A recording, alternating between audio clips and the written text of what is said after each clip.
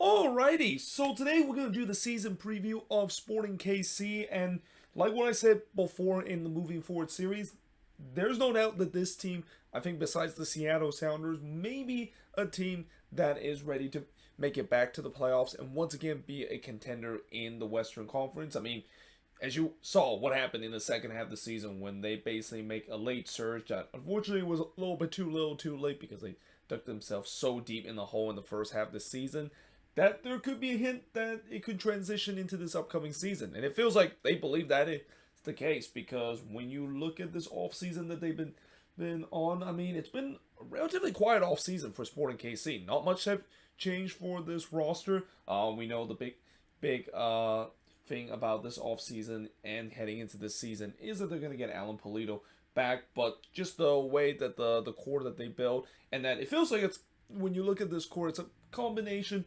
of still the old core players are still there, still some old guards of players that is still there like Roger Espinoza and Graham Zuzi, but you also have some new core player, especially when I talk about those two players that came in last offseason that really turns out to be a huge hit in William Agata and Eric Tommy that could be a foundation piece of this new core that Sporting KC has had. But nevertheless, in terms of last season, again, it was a season to forget if you're a Sporting KC fan. 11-7-16 and finished with 40 points. They finished 12th that season and did not make it to the playoffs. But prior to that season, yeah, 2021 was also a season for Sporting KC to forget. But mainly because of the fact that that was a huge missed opportunity for them to make a run to MLS Cup. Like when you look at that team back in 2021, that was a team that should have made an MLS Cup run. I mean, out of all the team left when they get into the second round, I thought they were the strongest team in the Western Conference and maybe even the strongest team in the left in the playoffs. And yet they once again did what Sporting KC have been kind of been doing for the past decades, which is somehow find ways to lose in heartbreaking fashion, either in the early round or in the late round. This time in the early round, losing to RSL in the second round, and that's despite finishing third in the standings and finished with a 17-7-10 record and finished with 58 points. And then in 2020, well, they did finish first in the COVID-shortened year in the Western Conference, 12-3-6 with 39 points, but a lot of people, including myself, thought that they were kind of frauds and that, when you look at the record, yeah, a lot of that has to do with the fact that they were playing against easy team and they got found out in the playoffs when they lost to Minnesota United in the second round. But in 2019, they again had another disastrous season. In fact, this was really the first season for Sporting KC that they missed the playoffs under Peter Vermes because they had a long playoff streak coming into this season, but it finally came to an end with an 11th place finish and finished with a 10-8-16 record. I believe that was also the year where they just had so many injuries. They were hit by the injury bug very hard and did not make it to the playoffs with just 38 points. But prior to that, they did finish first place in the Western Conference again, 18-8-8 record and finished with 62 points. But they lost to the Portland Timbers in the Western Conference final. They were so close in terms of making it back to MLS Cup, but unfortunately they fall on the final hurdle against the Portland Timbers in the Western Conference final. Now, in terms of some of the transfers that they made this offseason, like I said, there really isn't a lot of signings that they made this offseason. They bring in this guy called Tim Lipbode, Stephen Frippa, who I think he's a draft pick that Sporting KC pick. And then they also got what they would think maybe is their new starting defensive mid in Nemanja Radon. In terms of player that is leaving this team, again, not a lot of players that is leaving this team this offseason. Only notable player that is no longer with this club is Nicholas Izamat Marine. Then you have Cover Red and Oro Russell that is moving on from this team. Now, in terms of strength of this team, it's got to be the attack and midfield. Like I said, this midfield is pretty stacked and pretty much have plenty of depth in, but also on the attacking end. We saw it last season. They were a free scoring team last season when things were really hitting on dial. And keep in mind, they were doing this without Alan Polito. I mean, once Alan Polito is going to be back in the thread, and later on, I think this is where Peter Vermes might have had a good problem to have with the way that is he going to maybe pick between him or Agata in terms of that starting spot for this upcoming season, or maybe put them both in the starting 11 because of the fact that both of these guys can be a proven goal scorer and can be easily a 10 and 15 plus goal scorer in this team. But the weakness for the Sporting KC team is the defense. It's been like that for the past couple of years where the backline has been a huge problem for Sporting KC. And it's kind of ironic because remember back in like the 2018, even further back after they won MLS Cup in 2013 where they repeatedly made it to the playoffs and had chances to once again make it to MLS Cup and really maybe establish a bit of a dynasty in their run where this team was built on defense. And Peter Vermes' team has always at first known for its defense. Well, it's kind of the opposite now. It's now more known for its attack, and that the defense has kind of been optional at time.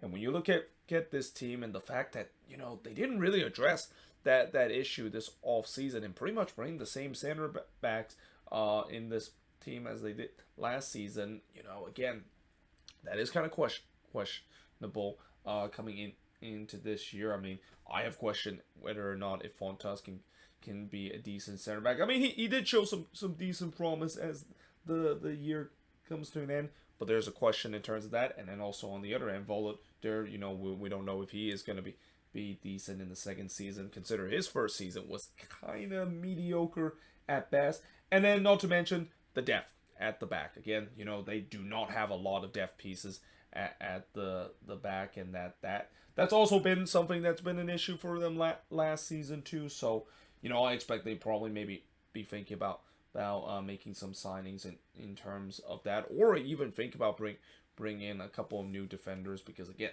I think if there is the big Achilles heel for this team heading into this season, and the big Achilles heels that maybe will cost them in terms of if they do want to make a deep playoff run, is the back line, and that's something that if you want to go deep in the playoffs, you need to have a decent back line.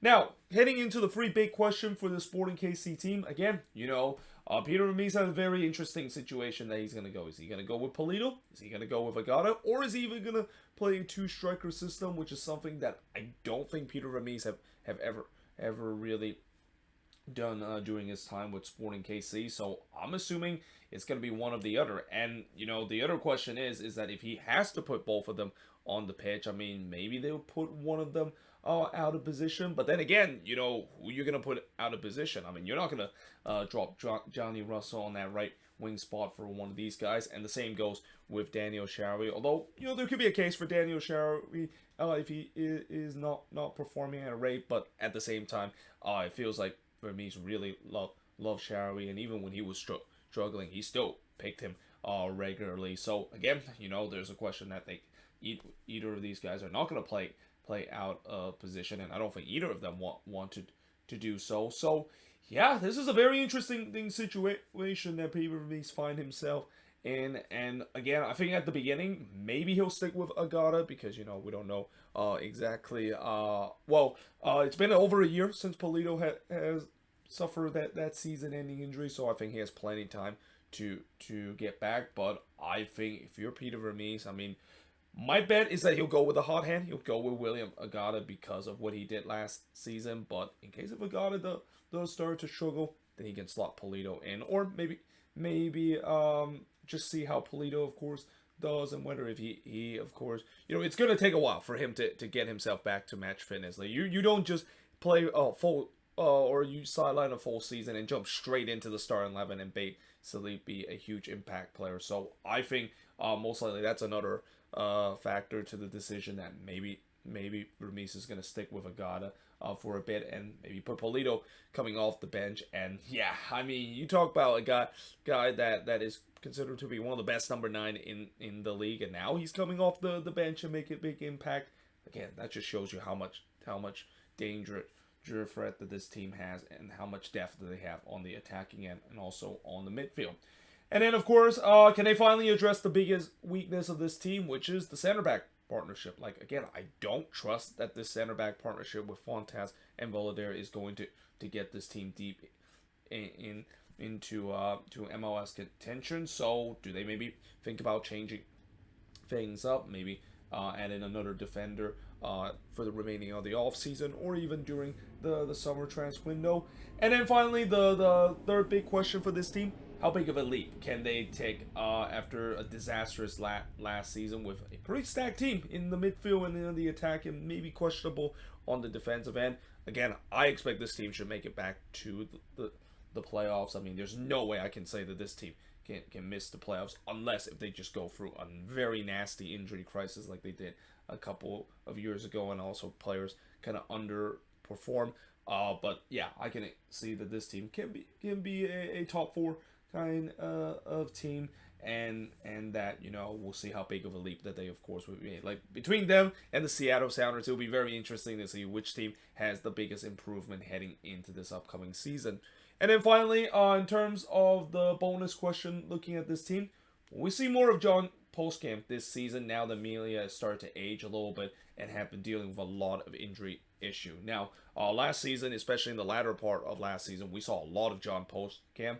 And, you know, while at first John Postcamp was kind of a little bit shaky, he definitely started to solidify that #1 spot. And I think this is where you know, we're going to eventually see the passive torch, where once Amelia maybe is started to get up to that age and father time is started to catch up, that John Postcamp is the perfect replacement for him. And I think Sporting KC are probably blessed by that, because I think a couple of years ago when Postcamp made his debut, there was a lot of question of, you know, he's got some big shoes to fill, knowing that he's filling the shoes of one of the best goalkeeper to ever play in MLS in Tim Melia. But yeah, he's definitely done a good job in terms of filling those shoes. And again, we'll see whether or not if we're going to see more of him. I mean, I'm assuming Tim Melia will still be the regular starting goalkeeper for this team, but don't be surprised, John Postcamp, he's knocking on the door, and that we could maybe see the passive torch sooner than later. That Postcamp will now be the #1,